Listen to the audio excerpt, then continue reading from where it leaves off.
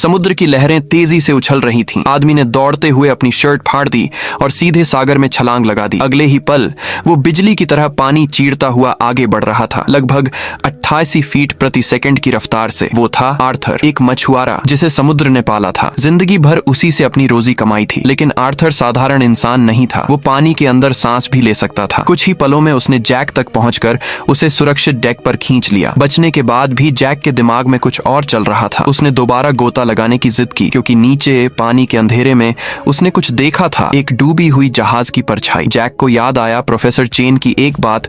कहा जाता था कि चेन एम्परर का मिरर ऑफ बोन्स नाम का खजाना एक अमीर कलेक्टर ने खरीदा था। पर कुछ समय बाद वो कलेक्टर कोरल स्पाइरल के पास हुए जहाज हादसे में लापता हो गया था। उस जहाज मरिसियानो का आज तक कोई सुराग नहीं मिला। जैक को यकीन था शायद वही जहाज उसने देखा है। शार्क के हमले से बचने के लिए एमी ने अपने कबीले की एक पवित्र वस्तु निकाली, टाइडबेन पर्ल। कहा जाता है ये मोती टोड एसेंस और सिनाबार से बना है, जो पानी में घुलते ही ऐसी खुशबू छोड़ता है कि शार्क और समुद्री दैत्य दूर भागते हैं। टॉम और आर्थर को विशाल क्लैम्प्स से रेनबो पर्ल्स इकट्ठा करने भेजा गया, जबकि जैक, एमी और अंकल मिंग ने डाइविंग सूट पहनकर उस डूबे जहाज की ओर रुख किया। टाइडबेन पर्ल की बदौलत कोई भी शार्क पास नहीं आई। कुछ ही देर में उन्हें कई चमकते मोती मिले, हर एक मुर्गी के अंडे जितना बड़ा। उधर जैक की टीम ने सबमर्सिबल की मदद से जहाज के मलबे तक पहुंचना शुरू किया। लेकिन जब वे करीब पहुंचे तो सच्चाई सामने आई। वो मरिसियानो नहीं था, बल्कि उससे भी कहीं पुराना जहाज, एक भूला हुआ दौर। पर असली झटका तो तब लगा जब उन्होंने उसके पास कुछ और देखा, एक प्राचीन खंडहर, चारों तरफ विशाल पत्थर के स्तंभ